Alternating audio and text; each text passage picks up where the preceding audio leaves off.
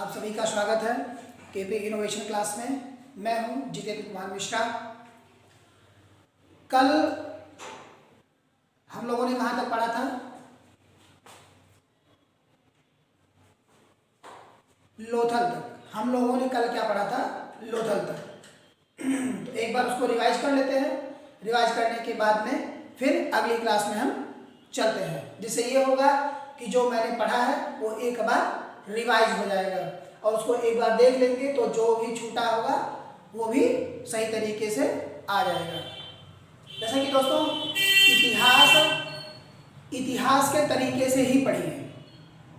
ये एक बच्चों का खेल है। जैसे कि सभी लोग खेल खेल में पढ़ते हैं कि कहाँ क्या पाया गया, किस तरह से पाया गया, कैसे पाया गया। तो ये सारी चीज़ें क्या है कि जैसे आज के समय में देखते होंगे कि जहाँ पुराने खंडहर गिरे होंगे वहाँ यदि आप लोग जाते होंगे या जाकर के कहीं देखे होंगे तो नारियल, वो क्या बोलते हैं, नरिया, खपड़ा या बहुत सारे मोटे मोटे सिल्ली के तरीके से लगे हुए उसमें सारी चीज़ें घर में निकलती हैं। तो यही तब साक्ष्य के आधार पर पाए जाते हैं कि पुराने समय में यहाँ क्या था, किस तरह से था, कैसे था। तो लोथल तक हम लोगों ने देखा था। अब हम लोगों को देखना है लोथल के आगे। कहाँ देखना है? लोथल के आगे।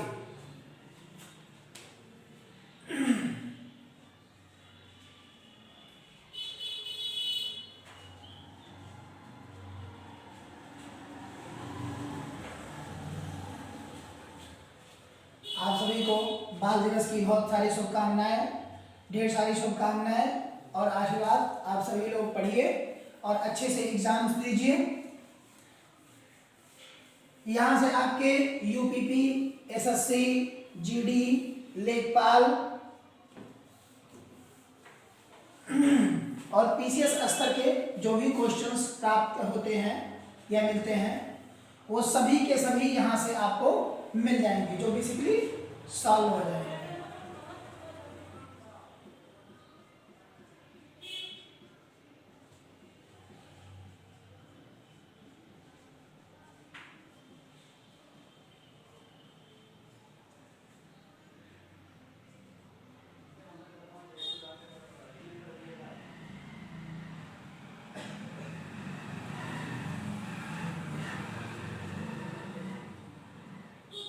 बेसिकली क्या हो जाएंगे? सॉल्व हो जाएंगे।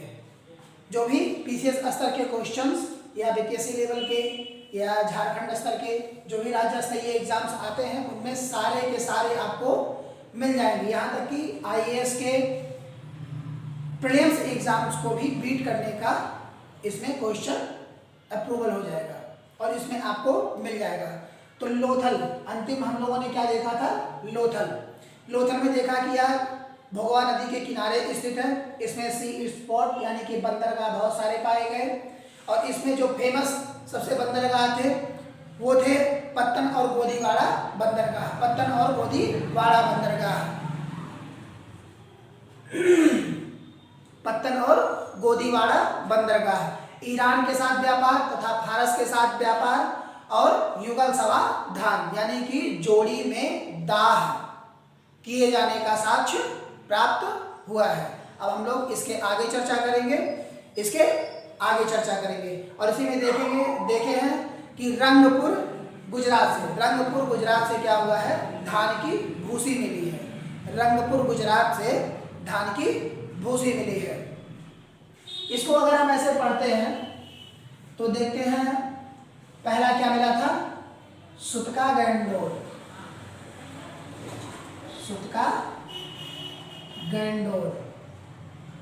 ठीक है। और दूसरा क्या था? मांडा। सुतका गैंडोर आपका पाकिस्तान में मिला हुआ था। मांडा आपका जम्मू कश्मीर में। कहाँ से मिला था? जम्मू कश्मीर में। आलमगीरपुर आपका उत्तर प्रदेश से था। कहाँ से था? आलमगीरपुर उत्तर प्रदेश से था। कहाँ से? उत्तर प्रदेश से। और दयामाबाद, और कहाँ था? दयामाबाद आपका महाराष्ट्र से। और इसको जब हम देखेंगे, इसको जब हम देखेंगे कि किस किस नदी के किनारे और कहाँ कहाँ किस तरह से रखा गया है, तो ये आपका कहाँ से था, दास्क नदी। कहाँ से था, दास्क नदी। सुत्का गैंडोर आपका कहाँ से मिला था, दास्क नदी के किनारे, दास्क नदी के किनारे। प्लस मांडा आपका कहाँ से प्राप्त हुआ था, चिनाव नदी के किनारे, चिनाव नदी के किनारे। कहाँ से प्राप्त हुआ था, चिनाव नदी के किनारे। और आलमगीरपुर आपका हिंडन नदी के किनारे था, हिंडन नदी। कहाँ था, हिंडन नदी के किनारे। और आपका जो है अंतिम दयामाबाद, यह प्रवरा नदी के किनारे था। कहाँ था, प्रवरा नदी के किनारे। तो आपने देखा कि जो आपके चारों शहर जिनके अंतर्गत आपने 13 किलोमीटर में फैली हुई सिंधु घाटी सभ्यता को देखा, सिंधु घाटी सभ्यता को क्या किया, देखा, जिसको चार्ल्स मैसेज ने बताया। और चार्ल्स मैसेज के बताने पर दयाराम साहनी द्वारा 1921 में इसकी खुदाई करना प्रारंभ किया गया। खुदाई करना प्रारंभ किया गया।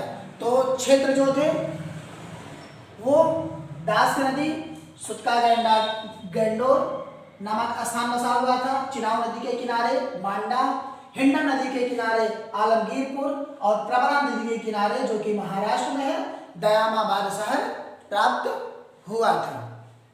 अब आगे देखते हैं हड़प्पा सभ्यता। क्या देखते हैं इसके बाद, हड़प्पा सभ्यता। हम लोग हड़प्पा सभ्यता की बात करते हैं।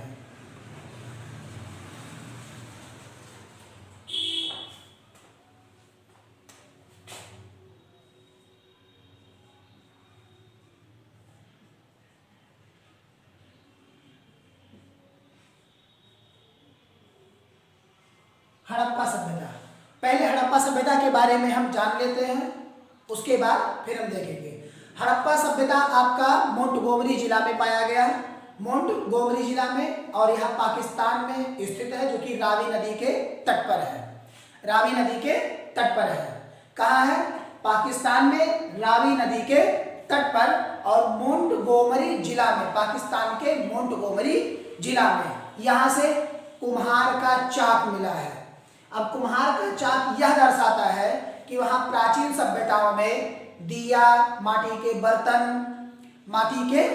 बर्तन, ये सारी चीजें वहाँ बनती थी, ये सारी चीजें क्या होती थी, वहाँ बनती थी। उसके बाद एक बहुत बड़ा अन्नागार पाया गया है, और यदि कुम्हार चाक को चलाएगा तो उसके लिए उसको श्रमिक की आवश्यकता पड़ेगी। तो एक बहुत बड़ा वहां पर श्रमिक आवास पाया गया है। क्या पाया गया है, श्रमिक आवास। और मातृ देवी की प्रतिमा, और क्या पाया गया है, मातृ देवी की प्रतिमा पाई गई है, जो कि यह प्रदर्शित करता है कि यह मातृ सत्तात्मक समाज था। कैसा समाज था, मातृ सत्तात्मक समाज था। वहां से ओखली प्राप्त हुई है, ताबूत प्राप्त हुए हैं। ताबूत जो किसी को दफनाया जाता है, जैसे इंग्लिश मीडियम वाले जो होते हैं, फॉरेन, अफ्रीका, कनाडा, ब्रिटेन, इन सब में क्या होता है, इन लोगों को ताबूत में दफना करके और कब्रिस्तान में ले जा करके गाड़ दिया जाता है। तो RH-37 नामक कब्रिस्तान प्राप्त हुआ है, या RH-37 नामक कब्रिस्तान मिला है। हाथी की खोपड़ी मिली है। क्या मिली है, हाथी की खोपड़ी। और हाथी के खोपड़ी के साथ साथ एक श्रृंगी जानवर भी वहां मिला है। क्या मिला है, एक श्रृंगी जानवर, जो मोहरों पर प्रयोग होता था। हड़प्पा सभ्यता में मोहरों पर प्रयोग होता था। एक श्रृंगी जानवर भगवान शिव के लिए पूजे जाते थे, उनको गैंडा बोलते हैं। क्या बोलते हैं, गैंडा, YAK, याक माने गैंडा। आप लोग बचपन में पढ़े होंगे, जो किताबें पढ़ाया जाता है उस तरीके से। तो हम देख लेते हैं इसमें क्या क्या प्राप्त हुआ है। तो हड़प्पा सभ्यता में सबसे पहले आपका क्या प्राप्त हुआ है, पहले तो यार मोंटगोमरी जिला में, अच्छा थोड़े छोटे तो नहीं हो जाते हैं, थोड़े बड़े ले देते हैं।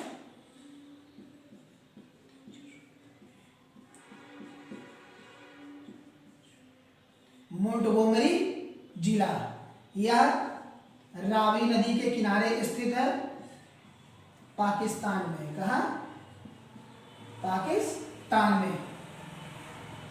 प्राप्त जो हुआ है वह हुआ है कुम्हार का चाक, कुम्हार का चाक। और चाक को चलाने के लिए किसकी आवश्यकता? श्रमिक की आवश्यकता, यानी कि श्रमिक आवास, विशाल अन्नागार। क्या प्राप्त हुआ है? विशाल अन्नागार। क्या प्राप्त हुआ है? विशाल अन्नागार। और मातृ देवी की मूर्ति, मातृ देवी की मूर्ति। क्या प्राप्त हुआ है? मातृ देवी की मूर्ति। और ओखली, ओखली, ताबूत, ताबूत, ओखली। ओखली किसे कहते हैं? पहले के समय में इसमें धान की कुटाई होती थी, जिससे हम लोगों को चावल की प्राप्ति होती थी, चावल की प्राप्ति होती थी। अब के समय में तो उद्योग इतना ज़्यादा हो गया है कि किसी को ओखली चलाने की आवश्यकता ही नहीं पड़ती। नहीं तो पहले क्या होता था कि चूड़ा बनाने के लिए या धान से उसकी भूसी को अलग करने के लिए ओखली का ही प्रयोग किया जाता था। प्राचीन सभ्यताओं में क्या किया जाता था? ओखली का प्रयोग किया जाता था। और ताबूत, और जो प्राप्त हुए हैं वह RH 37, RH 37 नामक कब्रिस्तान पाया गया है। अब यह कब्रिस्तान पाया गया है, इसका नाम यह RH 37 रखा गया है। नहीं तो कभी कभी क्या होता है, प्रश्न उठ जाता है कि इसका नाम ही RH 37 था। नहीं, इसका RH 37 नाम नहीं था, इसको रखा गया है। क्या किया गया है? RH 37 नाम इसका रखा गया है। और हाथी की खोपड़ी, हाथी की खोपड़ी। और एक श्रृंगी जानवर, एक श्रृंगी जानवर, एक श्रृंगी जानवर। यह एक श्रृंगी जानवर प्राचीन समय में मुहरों में प्रयोग होता था। मुहरों में क्या होते थे? प्रयोग होते थे, मुहरों में प्रयोग होते थे। तो हम लोगों ने देखा कि कैट बार बार गिर जा रहा है इसका।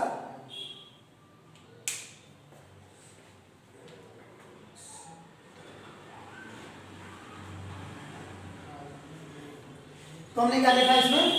हड़प्पा सभ्यता मोंटगोमरी जिला में स्थित है, जो कि पाकिस्तान में है। और यह रावी नदी के किनारे स्थित है। कहाँ स्थित है? रावी नदी के किनारे पर। इसमें कुम्हार का चाक, तो यानी कि यहाँ अगर काम करने वाले होंगे तो काम करने वालों के लिए आवास की भी आवश्यकता होगी। तो यहाँ पर श्रमिक आवास, और यदि श्रमिक आवास होगा यानी श्रमिक काम करने के लिए होंगे तो यहाँ पर खाने की भी व्यवस्था होगी, अर्थात अन्नागार मिला। मातृ देवी की मूर्ति, जो यह दर्शाता है कि यह समाज कैसा था? मातृ सत्तात्मक था। क्या था? मातृ सत्तात्मक था। और माताओं की पूजा होती थी। क्या होती थी? माताओं की पूजा होती थी। इसमें ओखली और ताबूत दोनों प्राप्त हुए हैं। RH 37 नामक कब्रिस्तान मिला है, और हाथी की खोपड़ी तथा एक श्रृंगी जानवर। क्या मिला है? एक श्रृंगी जानवर, जो मोहरों में प्राचीन सभ्यताओं में प्रयोग किया जाता था। क्या किया जाता था? मोहरों में प्राचीन सभ्यताओं में प्रयोग किया जाता था। तो हमने देखा कि हड़प्पा सभ्यता में मोंटगोमरी जिला के किनारे, मोंटगोमरी जिला में स्थित है, रावी नदी के किनारे है, और यह पाकिस्तान में स्थित है। कुम्हार का चाक, श्रमिक आवास, अन्नागार, माता देवी की मूर्ति, ओखली, ताबूत और आजस 37 कब्रिस्तान, हाथी की खोपड़ी और एक श्रृंगी जानवर जो मोहरों में प्रयोग किया जाता था, जो मोहरों में प्रयोग किया जाता था। कहाँ? प्राचीन सभ्यताओं में। कहाँ? प्राचीन सभ्यताओं में। अब इसके बाद हम पढ़ेंगे भारत में खोजे हुए स्थल। क्या पढ़ेंगे हम? भारत में खोजे हुए स्थल। जैसा कि मैंने शुरू में ही बताया था कि जब सिंधु घाटी सभ्यता की खुदाई हुई तो इसमें टोटल 300 शहर पाए गए, जिसमें से 200 शहर अकेले भारत में ही पाए गए। 200 शहर अकेले भारत में पाए गए, वो भी गुजरात में। वो भी कहाँ? गुजरात में। तो अब हम भारत के खोजे हुए स्थलों का अध्ययन करेंगे जो भारत में खोजे गए हैं। ठीक है, यहाँ तक समझ में आ गया? कोई दिक्कत किसी को?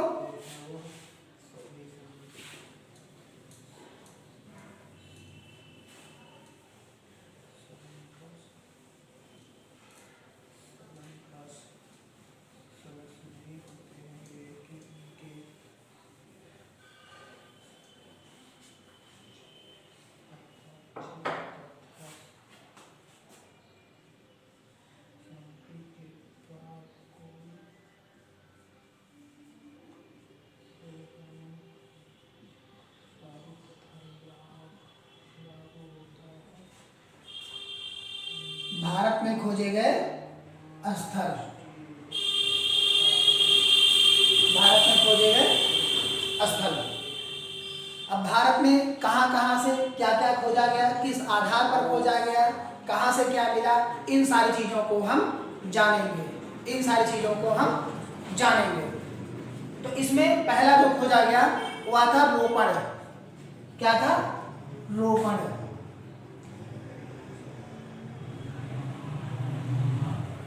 रोपड़ यह पंजाब राज्य में स्थित है और सतलज नदी के किनारे है। कहाँ है? राज्य में कहाँ? पंजाब। नदी सतलज नदी। क्या? सतलज नदी। यानी कि यह रोपड़ नामक शहर पंजाब राज्य में स्थित है, जो कि सतलज नदी के किनारे स्थित है। सतलज नदी के किनारे स्थित है। इसकी खोज यज्ञदत्त शर्मा नामक वैज्ञानिक ने किया था। किसने किया था? यज्ञदत्त शर्मा नामक वैज्ञानिक ने।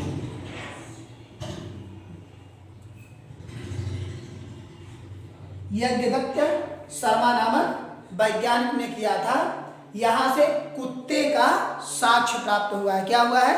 यहां से कुत्ते का साक्ष्य प्राप्त हुआ है।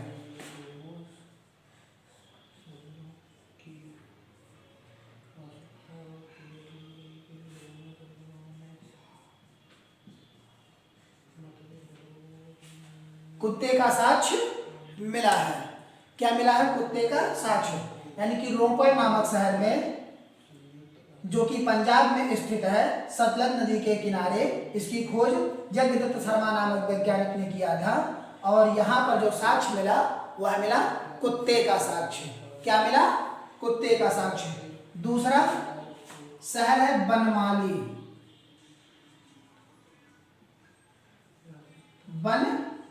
बनमाली। क्या नाम है? बनमाली। यह रंगोई नदी के तट पर स्थित है। कहाँ स्थित है? रंगोई नदी के तट पर।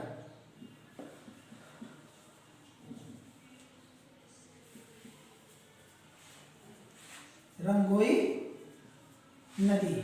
यह रंगोई नदी के तट पर स्थित है और यह हरियाणा राज्य में है। कहाँ है? यह हरियाणा में स्थित है। हरियाणा में स्थित है। इसकी खोज रविंद्र सिंह ने की थी। इसकी खोज किसने किया? रविंद्र सिंह ने। यह हरियाणा राज्य में स्थित है और इसकी खोज रविंद्र सिंह ने की। कहाँ स्थित है? हरियाणा। और इसकी खोज रविंद्र सिंह ने की। रविंद्र सिंह ने की। इसमें डेट का कोई मतलब नहीं होता है। इसमें क्या होता है कि ये सिर्फ नाम के ही जानते हैं, जैसे SSC, railway, group D, UPP. Group D से वैकेंसी जितने भी निकलती हैं सब में सब क्या पूछते हैं, सिर्फ नाम पूछते हैं, उनके नाम के ही आधार पर पूछ लेते हैं। जैसे बनमाली का खोज किसने किया, तो रविंद्र सिंह ने किया। रोपड़ का किसने खोज किया, तो यज्ञदत्त शर्मा नामक वैज्ञानिक ने किया। इसमें डेट का कोई इतना महत्व नहीं होता है, बाकी पीडीएफ के माध्यम से आप सभी को प्रोवाइड हो जाएगा, उसमें डेट देख लीजिएगा, पर डेट का कोई इतना मतलब नहीं है। ठीक है, इसमें क्या थी, सड़कें टेढ़ी थी और मिट्टी के जो है महल बनाए गए थे, मिट्टी के महल बनाए गए थे। सड़कें क्या थी, टेढ़ी थी। सड़क कैसी थी, टेढ़ी थी, टेढ़ी। यहां से क्या प्राप्त हुई, मिट्टी का मकान, जिन्हें टेराकोटा कहा गया। टेराकोटा, मिट्टी के मकान को क्या कहा जाता है, टेराकोटा कहा जाता है। टेराकोटा, मिट्टी के मकान को टेराकोटा कहते हैं। तो बनमाली रंगोई नदी के किनारे स्थित है, हरियाणा में। इसकी खोज रविंद्र सिंह ने की, इसकी खोज रविंद्र सिंह ने की। यहाँ से जो साक्ष्य प्राप्त हुए वो प्राप्त हुए, यहाँ पर टेढ़ी सड़कें थी, टेढ़ी सड़कें थी और मकान जो थे वह मिट्टियों के बने हुए थे, मकान जो थे वह मिट्टियों के बने हुए थे। यह एसएससी का पूछा हुआ क्वेश्चन है कि बनमाली में किस प्रकार के मकान बने पाए गए हैं और उनका नाम क्या था, उनका नाम क्या था। तो यहाँ पर मिट्टियों का मकान बना हुआ था जिनको टेराकोटा कहा गया। क्या कहा गया, टेराकोटा, यानी कि टेराकोटा के बने हुए थे। ठीक है, राखी गढ़ी, राखी गढ़ी से सबसे बड़ा स्थल खोजा गया है, राखी गढ़ी से सबसे बड़ा स्थल खोजा गया है। और तीसरा जो खोजा गया वह था कालीबंगा।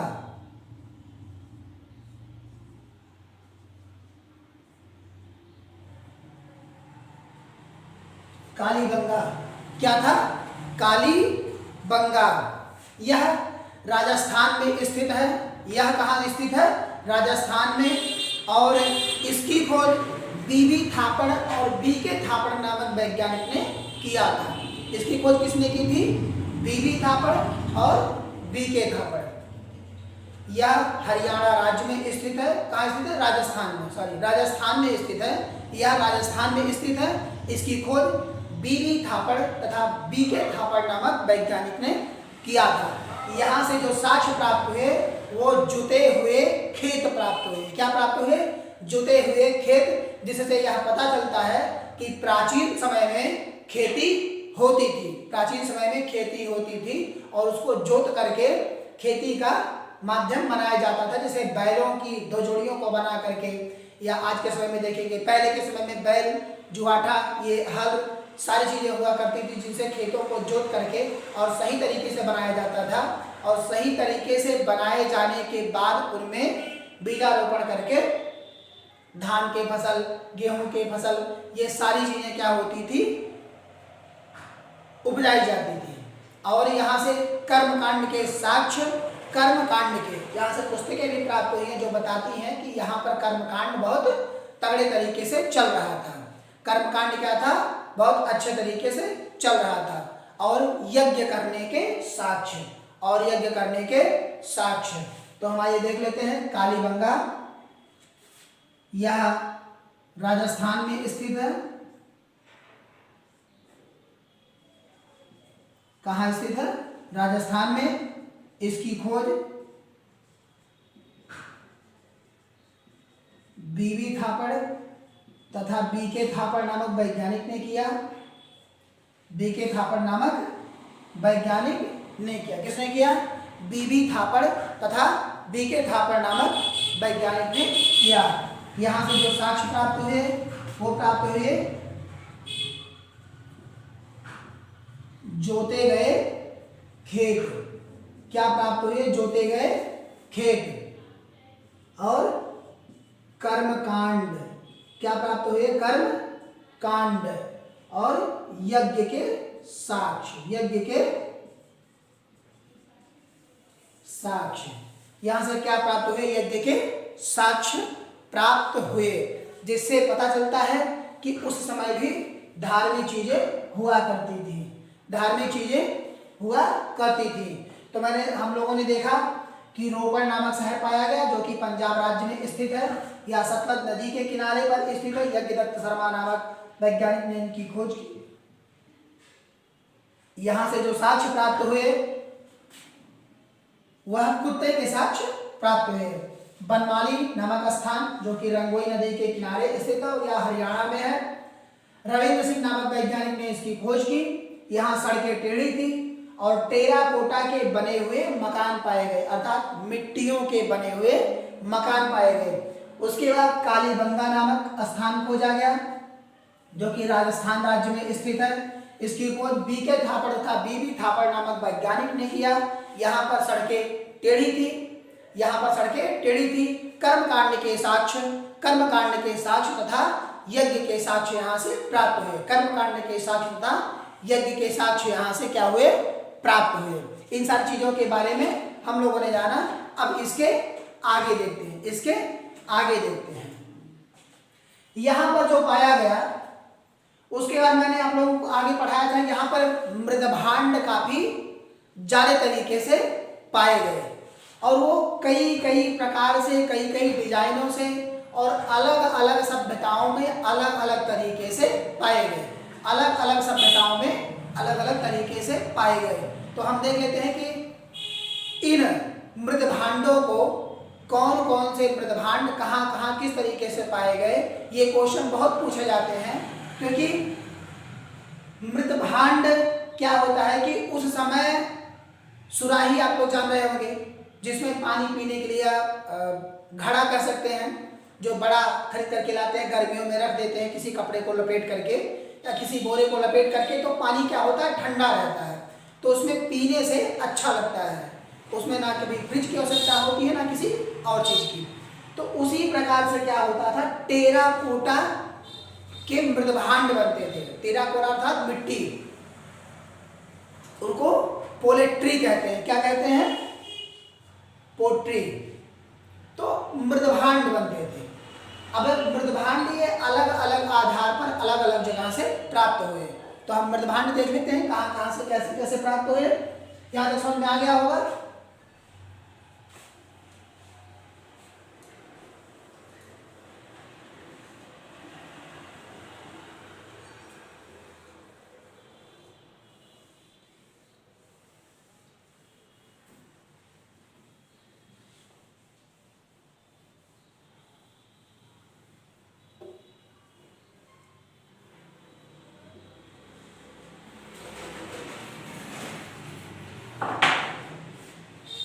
मृदभांड,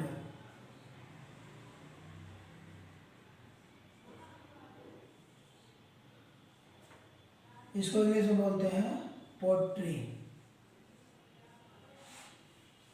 क्या बोलते हैं? पोट्री। मृदभांड, मृदभांड को विश्व में फ्लिंडर नामक वैज्ञानिक ने किया था। विश्व में मृदभांडों की खोज फ्लिंडर नामक वैज्ञानिक ने किया था और भारत में बीबी थापड़ नामक वैज्ञानिक ने किया था, जिन्होंने कालीबंगा की खोज की बीके थापड़ नामक वैज्ञानिक के साथ मिलकर के। उन्होंने ही भारत में बीबी थापड़ नामक वैज्ञानिक ने मृदभांड की खोज की थी, या कहा जाए टेराकोटा के बने हुए मृदभांडों की क्या किया था? इन्होंने खोज किया था और विश्व में इसे खोजकर्ता फ्लिंडर को कहा जाता है। विश्व में खोजकर्ता किसको? फ्लिंडर को कहा जाता है। ठीक है। इसको प्रारंभिक वर्णमाला भी कहा जाता है। मृदभांड को प्रारंभिक वर्णमाला भी कहा जाता है। ठीक है। यह ज्यादातर जो पाया गया वह इलाहाबाद में पाया गया। कहाँ पाया गया? इलाहाबाद में। मृदभांड जो सबसे अधिक प्राप्त हुए वो इलाहाबाद से प्राप्त हुए। कहाँ से प्राप्त हुए? इलाहाबाद से।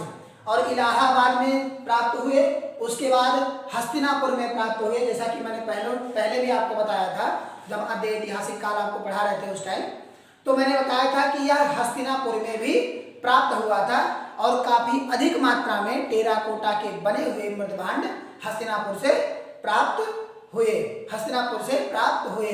और यदि टेराकोटा की आयु निकालनी हो कि टेराकोटा कितने वर्ष पुराना है, कितने वर्ष पुराना है, तो उसको कहते हैं थर्मोल्यूमिसेंस। क्या कहते हैं? थर्मोल्यूमिसेंस के माध्यम से हम क्या करते हैं? मृदभांड के आयु का पता लगाते हैं। क्या पता लगाते हैं? मृदभांड का। और जो मृदभांड पाया गया वह हरियाणा में सबसे ज्यादा पाया गया है, हरियाणा में सबसे ज्यादा पाया गया है। और जो कि मिस्र में जो पाया गया है वह रासायनिक तरीके से बनाया हुआ पाया गया है। क्या पाया गया है? रासायनिक तरीके से बनाया हुआ पाया गया है। तो इसको हम देख लेते हैं, ठीक है। मृदभांड विश्व की अगर हम बात करें तो ये फलिंडर को कहा जाता है। विश्व में खोजकर्ता मृदभांड का फलिंडर को कहा जाता है। और भारत में खोजकर्ता जैसा कि अभी मैंने बताया कि बीबी थापड़ को कहा जाता है। किसको कहा जाता है? बीबी थापड़ को। इसको वर्णमाला का प्रारंभ कहा जाता है। क्या कहा जाता है? वर्णमाला कहा जाता है।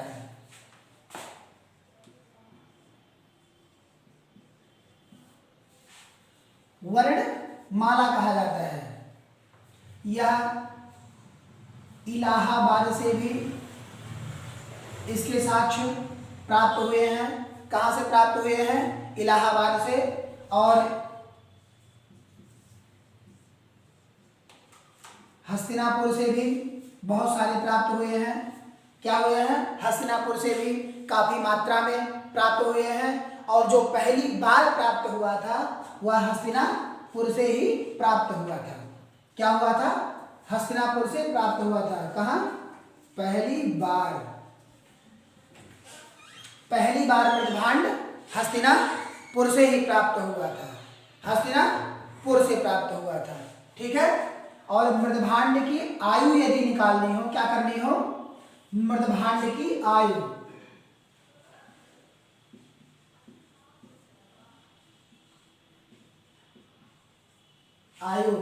तो उसको बोलते हैं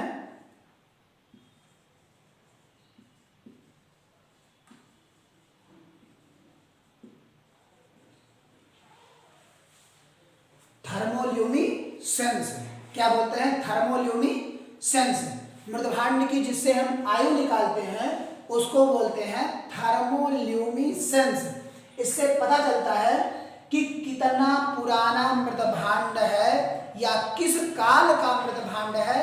इससे हम क्या करते हैं? पता लगा लेते हैं। यानी कि मृदभांड की आयु पता लगाने के लिए थर्मोल्यूमिसेंस नामक यंत्र का प्रयोग किया जाता है, यंत्र का प्रयोग किया जाता है। मृदभांड सबसे ज्यादा हरियाणा से प्राप्त हुए हैं। कहां से प्राप्त हुए हैं? हरियाणा से सबसे ज्यादा प्राप्त हुए हैं। क्या प्राप्त हुए हैं? सबसे ज्यादा हरियाणा से प्राप्त हुए हैं। और रासायनिक मृदभांड आपके जो मिले हैं यह मिस्र से मिले हैं। कहां से मिले हैं? मिस्र से। क्योंकि रासायनिक काल की अगर हम बात करेंगे तो जब हम मिस्र आपको पढ़ाएंगे तो वहां हम बताएंगे कि वहां सबसे पहले मम्मी बनी का, उसमें केमिस्ट्री का प्रयोग वहीं से प्रारंभ हुआ। ये सारी चीजें, केमिकल्स जितने भी आप देखेंगे वो सारे के सारे, या पिरामिड भी जितने बने हुए पाए गए वो मिस्र से ही पाए गए। कहां से पाए गए? मिस्र से। तो रासायनिक मृदभांड भी पाए गए।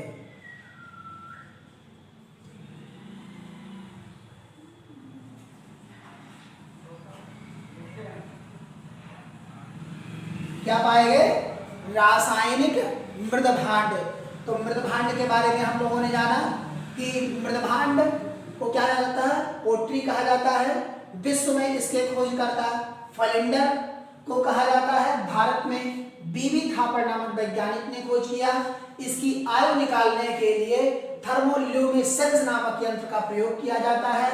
इसे वर्णमाला का प्रारब्ध भी कहा जाता है या इसे वर्णमाला भी कहा जाता है। इलाहाबाद से भी साक्ष्य इसके प्राप्त हुए हैं। हस्तिनापुर से पहली बार प्राप्त हुआ है और हरियाणा से सबसे ज्यादा मृदभांड प्राप्त हुए हैं और रासायनिक मृदभांड भी मिले हैं। क्या हुए हैं, रासायनिक मृदभांड भी मिले हैं। क्या मिले हैं, रासायनिक मृदभांड भी मिले हैं। अब हम देख लेते हैं तीनों में कॉमन कि तीनों में कॉमन या तीनों में अलग अलग सिंधु घाटी के सभ्यता, वैदिक काल और महाजनपद काल में कौन कौन से मृदभांड या किस किस कलर के मृदभांड प्राप्त हुए हैं और तीनों को कंबाइंड करके हम देख लेंगे कि सिंधु घाटी की सभ्यता, वैदिक काल, महाजनपद काल तीनों में कॉमन यानी कि तीनों में सामान्य तरीके से कौन प्राप्त हुआ। ठीक है,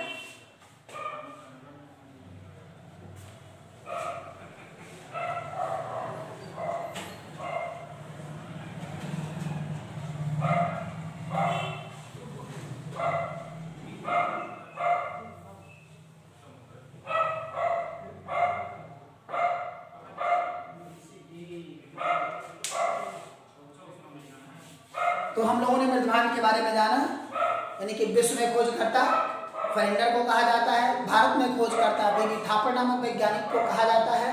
इसे हिंदी का वर्णमाला भी कहा जाता है। यह इलाहाबाद, हरियाणा, हस्तिनापुर सभी जगहों पे पाया गया और पहली बार हस्तिनापुर में पाया गया और हरियाणा में सबसे ज्यादा मृदभांड पाए गए। मृदभांड की आयु जिससे निकालते हैं उस यंत्र का नाम थर्मोल्यूमिनेसेंस है। थर्मोल्यूमिनेसेंस है, जो कि थर्मोल्यूमिनेसेंस नामक वैज्ञानिक ने इसका क्या किया था, खोज किया था। रासायनिक मृदभांड भी आपके प्राप्त हुए हैं। अब हम देख लेते हैं तो बेसिकली क्या है कि ये मृदभांड अलग अलग डिजाइनों में, अलग अलग कलर में प्राप्त हुए हैं। इसी कारण से तीनों कालों के मृदभांड अलग अलग कलर में पाए गए। अब जैसे हम ले लेते हैं सिंधु घाटी की सभ्यता। सिंधु घाटी की सभ्यता में गैलिक मृदभांड ज्यादा मिले हैं। क्या मिले हैं, गैलिक मृदभांड, और यह लाल कलर के होते थे। क्या होते थे, ये लाल कलर के होते थे। ठीक है, और वैदिक काल में अगर हम बात करेंगे तो वैदिक काल में चित्रित मृदभांड प्राप्त हुए हैं। चित्रित यानी कि उन पर क्या होता था, चित्र बना होता था या किसी की कलाकृति या आकृति हम कह सकते हैं बन करके उस पर लगा दिया जाता था या उस पर बनाया जाता था सभी के द्वारा। ठीक है, यह गेरुआ कलर का होता था। कैसा होता था, ग्रे कलर का। गेरुआ कलर या ग्रे कलर कह सकते हैं उसको, ग्रे कलर में ही ज्यादा अच्छा रहेगा। उसको कैसे कहते हैं, ग्रे कलर। वह ग्रे कलर में था। जो आपका वैदिक काल में पाया गया वह ग्रे कलर का था और जो सिंधु घाटी सभ्यता में पाया गया उसका कलर लाल था। उसको गैरिक मृदभांड कहा गया। क्या कहा गया, गैरिक मृदभांड। और जो वैदिक काल में आपका मिला उसको चित्रित मृदभांड कहा जाता था। कैसा कहा जाता था, चित्रित मृदभांड। और जो आपके महाजनपद काल में प्राप्त हुआ, जो आपके महाजनपद काल में प्राप्त हुआ, वह काले और चमकीले रंग का था। कैसा था, काले और चमकीले रंग का मृदभांड प्राप्त हुआ। यह लगभग 600 ईस्वी तक प्राप्त हुआ। लगातार 600 ईस्वी तक प्राप्त हुआ। ठीक है, काले तथा चमकीले मृदभांड वैदिक काल से कैसा मिला, काले तथा चमकीले मृदभांड। और जो सिंधु घाटी की सभ्यता, वैदिक काल, उसके बाद महाजनपद काल, तीनों में जो कॉमन प्राप्त हुआ यानी कि तीनों में एक साथ जो प्राप्त हुआ वह काला और लाल मृदभांड था। दो कलर में यह प्राप्त हुआ। किस में प्राप्त हुआ, दो कलर में, काला और लाल मृदभांड। कैसा था, काला और लाल मृदभांड। कैसा था, काला और लाल मृदभांड। इसे कृष्ण लोहित कहा जाता है। क्या कहा जाता था? कृष्ण लोहित। कृष्ण भगवान कैसे हैं? काले हैं? पूरा काले भी नहीं है, ऐसा नहीं कि पूरा काले ही हैं। क्या है? सांवले। हम लोग क्या कहते हैं? सांवले। ठीक है। काले और लाल मृदभांड क्या प्राप्त हुई? तीनों जनपद काल में, यानी कहा जाएगा सिंधु घाटी की सभ्यता, वैदिक काल और महाजनपद काल, तीनों में जो प्राप्त हुए वह कैसे थे? काले तथा लाल मृदभांड। ठीक है, काले तथा लाल मृदभांड, काले तथा लाल मृदभांड। तो इसको हम देख लेते हैं।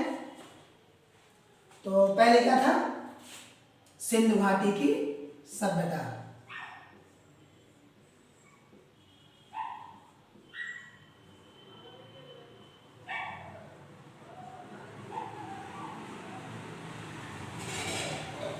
सिंधु घाटी की सभ्यता। दूसरा वैदिक काल।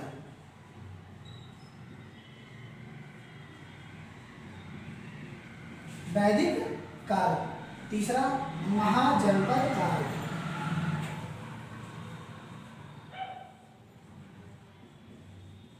महाजनपद काल। इसमें जो प्राप्त हुए, इसमें जो प्राप्त हुए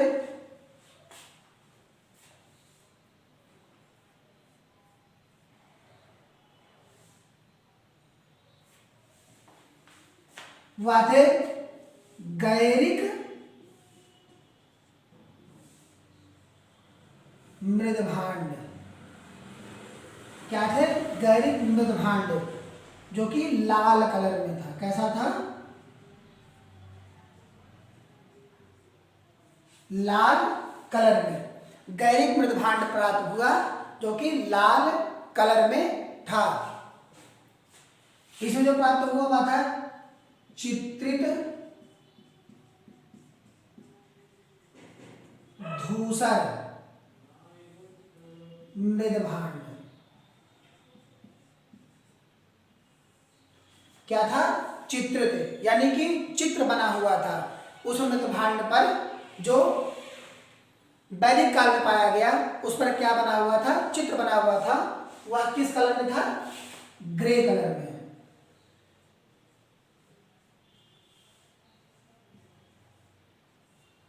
ग्रे कलर में था। कैसा था? ग्रे कलर में बना हुआ था। ग्रे कलर में बना हुआ था। और इसमें जो पाया गया महाजनपद काल में, वह उत्तरी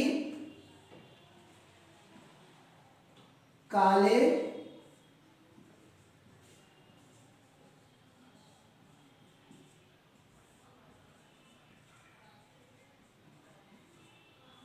चमकीले मृदभांड।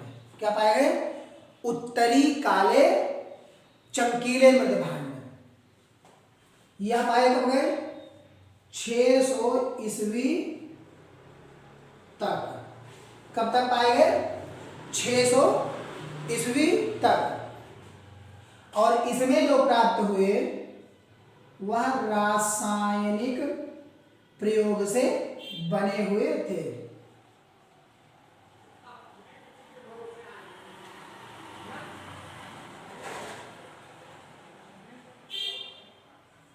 क्या हुए थे? रासायनिक प्रयोग से बने हुए थे। कैसे बने हुए थे? रासायनिक प्रयोग से बने हुए थे। अब हम देख लेते हैं तीनों में कॉमन जो पाया गया था। तीनों में कॉमन,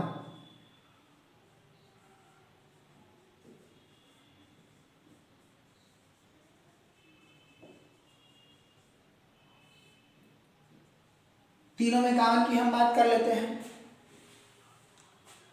यह पाया था काले लाल मृदभांड। काले लाल मृदभांड। क्या पाए गए? काले लाल मृदभांड। इन्हें कृष्ण लोहित कहा गया। कृष्ण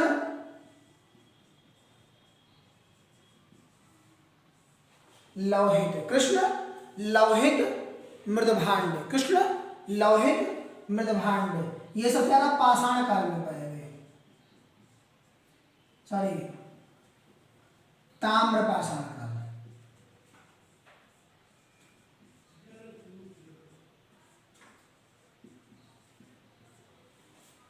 ताम्रपाषाण काल कहाँ पाए गए? ताम्रपाषाण काल में। कहाँ पाए गए ये? ताम्रपाषाण काल में। कहाँ पाए गए ये? ताम्रपाषाण काल में। तो मैंने देखा, हम लोगों ने देखा कि सिंधु घाटी की सभ्यता में गैरिक मृदभांड जो कि लाल कलर के थे, वैदिक काल में चित्रित तथा धूसर मृदभांड जो कि ग्रे कलर में थे, और महाजनपद काल में उत्तरी काले चमकीले मृदभांड पाए गए जो कि 600 ईस्वी तक पाए गए। कब तक पाए गए? 600 ईस्वी तक। और रासायनिक प्रयोग करके भी इनको बनाया गया था। कैसे बनाया गया था? रासायनिक प्रयोग करके भी बनाया गया था। और जो तीनों में कॉमन पाए गए, तीनों में कॉमन पाए गए वह थे काले लाल मृदभांड। क्या थे? काले लाल मृदभांड जो कि कृष्ण लोहित मृदभांड थे, जिनको कॉमन कहा गया क्या? कृष्ण लोहित। ये ताम्रपाषाण काल में मिले। कहाँ मिले? ताम्रपाषाण काल में। तो आज हम लोगों ने क्या क्या देखा? आज हम लोगों ने क्या क्या देखा कि हड़प्पा सभ्यता के बारे में जाना। कैसे जाना? हड़प्पा सभ्यता के बारे में, जो मोंटगोमरी जिला में स्थित है, रावी नदी के किनारे पाकिस्तान में। यहाँ से कुम्हार का चाक और कुम्हार चाक यदि कार्य करेंगे तो वहाँ श्रमिक रहेंगे। श्रमिक आवास पाया गया, विशाल अन्नागार पाया गया। क्या पाया गया? विशाल अन्नागार, मातृ देवी की मूर्ति, विशाल अन्नागार तथा मातृ देवी की मूर्ति। कब्रिस्तान पाया गया, RS-37 नाम का, हाथी की खोपड़ी तथा एक श्रृंगी जानवर पाया गया जो कि उस समय मुहरों में प्रयोग किया जाता था। क्या किया जाता था? मुहरों में प्रयोग किया जाता था। और ताबूत पाए गए, ताबूत और ओखली भी पाया गया वहां से। उसके बाद भारत में खोजे गए स्थलों को हम लोगों ने देखा। उसमें पहला था रोपण जो कि पंजाब में पाया गया। यह सतलज नदी के किनारे स्थित है। कहाँ स्थित है? सतलज नदी के किनारे। इसकी खोज यज्ञदत्त शर्मा नामक वैज्ञानिक ने किया। इसमें जो साक्ष्य प्राप्त हुए वह प्राप्त हुए कुत्ते के साक्ष्य। क्या प्राप्त हुए? कुत्ते के साक्ष्य। दूसरा बनमाली, यह रंगोई नदी के तट पर स्थित है। कहाँ स्थित है? रंगोई नदी के तट पर स्थित है। यह हरियाणा राज्य में पाया गया। इसके खोजकर्ता रविंद्र सिंह को कहा गया। यहाँ सड़कें टेढ़ी थी और मिट्टी के मकान अर्थात टेराकोटा के बने हुए मकान पाए गए। क्या पाए गए? टेराकोटा के बने हुए मकान पाए गए। राखीगढ़ी से बहुत बड़ा स्थल खोजा गया। उसके बाद कालीबंगा राजस्थान में स्थित है जो कि इसकी खोज बीके थापड़ तथा बीवी थापड़ नामक वैज्ञानिक ने किया। बीके थापड़ तथा बीवी थापड़ नामक वैज्ञानिक ने खोज किया। यहाँ से जुते हुए खेत प्राप्त हुए। क्या प्राप्त हुए? जुते हुए खेत, यानी कि जोते गए खेत। हमारी भाषा में कहें तो जोते गए खेत। देखिए, इतिहास उस लैंग्वेज में पढ़िए जिस लैंग्वेज में आप जानते हैं, वो आपके लिए ज़्यादा अच्छा रहेगा। क्योंकि जिस शब्द की जानकारी हमको रहती है, उस शब्द की जानकारी हम उसको बहुत अच्छे तरीके से पढ़ते हैं। लेकिन क्या होता है कि जब हम किसी दूसरे के बताए हुए शब्दों को पढ़ते हैं, या कोई क्लिष्ट शब्द या कोई ऐसा शब्द आ जाए जिनको बोलने में हमें परेशानी हो, तो उसको पढ़ने में हमें थोड़ी परेशानियाँ होती हैं। लेकिन बाद में जब आदत पड़ जाती है तो उससे परेशानियाँ नहीं होती हैं। तो कालीबंगा से जोते गए खेत प्राप्त हुए हैं। क्या प्राप्त हुए हैं? जोते गए खेत। और यहाँ से यज्ञ करने के साक्ष्य। क्या करने के साक्ष्य? यज्ञ करने के साक्ष्य तथा कर्म कांड करने के साक्ष्य यहाँ से प्राप्त हुए हैं। उसके बाद हम लोगों ने मृदभांड के बारे में जाना। किसके बारे में जाना? मृदभांड के बारे में जाना। इसको पोट्री बोलते हैं। विश्व में इसके खोजकर्ता फडिंगर को कहा जाता है। भारत में खोजकर्ता इसको बीवी थापड़ को कहा जाता है। यह वर्णमाला में भी है, इसको वर्णमाला कहा जाता है। प्रारंभिक काल में यह इलाहाबाद में बहुत सारा मिला है। पहली बार यह हस्तिनापुर में मिला। हरियाणा में बहुत सारे मृदभांड प्राप्त हुए हैं और रासायनिक प्रयोग के भी मृदभांड मिले हैं। क्या मिले हैं? रासायनिक प्रयोग के भी मृदभांड मिले हैं। तीनों जनपद काल में अलग अलग मिले हैं और इन्हीं तीनों का एक कॉमन जनपद काल जो तीनों में समान में मिला है, उनके बारे में हम लोगों ने देखा। सिंधु घाटी सभ्यता में गैरिक मृदभांड जो कि लाल कलर में था, और वैदिक काल में चित्रित धूसर मृदभांड थे जो कि ग्रे कलर का था, और महाजनपद काल में उत्तरी काले तथा चमकीले मृदभांड थे जो कि 600 ईस्वी तक पाया गया, और इसमें रासायनिक प्रयोग भी हुआ था। तीनों में जो कॉमन पाया गया, सिंधु घाटी की सभ्यता, वैदिक काल, महाजनपद काल में काले लाल मृदभांड पाए गए जिनको कृष्ण लोहित मृदभांड पाया गया, या ताम्र पाषाण काल में ज्यादा प्रयोग हुआ था। कहाँ प्रयोग हुआ था? ताम्र पाषाण काल में। आज की क्लास यहीं तक, इसके आगे हम लोग कल पढ़ेंगे। धन्यवाद।